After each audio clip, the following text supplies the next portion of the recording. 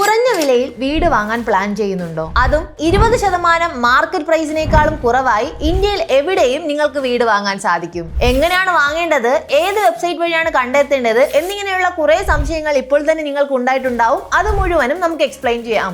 ആദ്യം എങ്ങനെയാണ് കുറഞ്ഞ വിലയിൽ പ്രോപ്പർട്ടി നമുക്ക് കിട്ടുന്നതെന്ന് മനസ്സിലാക്കാം. ബാങ്ക് ആർക്കൊക്കെയാണ് കടം കൊടുക്കാൻ സാധിക്കാതിരിക്കുന്നത് അവരുടെ പ്രോപ്പർട്ടി ലേലത്തിന് വിൽക്കുന്നു.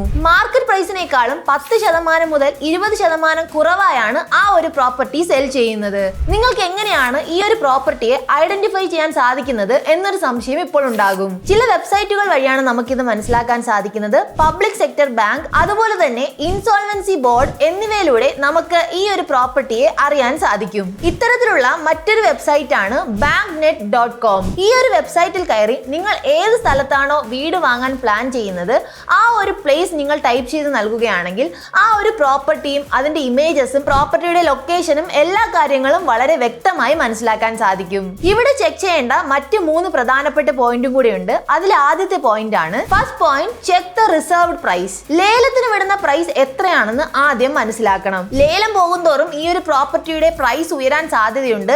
എന്നിരുന്നാലും മാർക്കറ്റിലുള്ള വാല്യൂവിനേക്കാളും 10% മുതൽ 20% വരെ ഈ ഒരു പ്രോപ്പർട്ടി അല്ലെങ്കിൽ ഈ ഒരു വെബ്സൈറ്റിലൂടെ നമ്മൾ കണ്ടെത്തുന്ന പ്രോപ്പർട്ടിക്ക് പ്രൈസ് കുറവായിരിക്കും. ലേലത്തിൽ പാർട്ടിസിപ്പേറ്റ് ചെയ്യാൻ റിസർവ്ഡ് വാല്യൂ ഓഫ് പ്രോപ്പർട്ടി 10% നമ്മൾ ഡെപ്പോസിറ്റ് ചെയ്യേണ്ടതുണ്ട്. ഒരുപക്ഷെ ലേലത്തിൽ നിങ്ങൾക്ക് ആ ഒരു പ്രോപ്പർട്ടി ലഭിച്ചില്ലെങ്കിൽ നിങ്ങൾ ഡെപ്പോസിറ്റ് ചെയ്ത പണം നിങ്ങൾക്ക് തിരികെ ലഭിക്കും. പക്ഷേ നമ്മൾ ആ ഒരു പണം ആദ്യം ഡെപ്പോസിറ്റ് ചെയ്യേണ്ടതുണ്ട്. മൂന്നാമത്തെ പോയിന്റ് വളരെ പ്രധാനപ്പെട്ട ഒരു പോയിന്റ് ആണ്. നിങ്ങൾ പ്രോപ്പർട്ടി വാങ്ങുന്നതിന് മുമ്പ് വെബ്സൈറ്റിലൂടെ ആ ലൊക്കേഷനിൽ പോയി ആ ഒരു പ്രോപ്പർട്ടി വളരെ വ്യക്തമായി പരിശോധിക്കുക.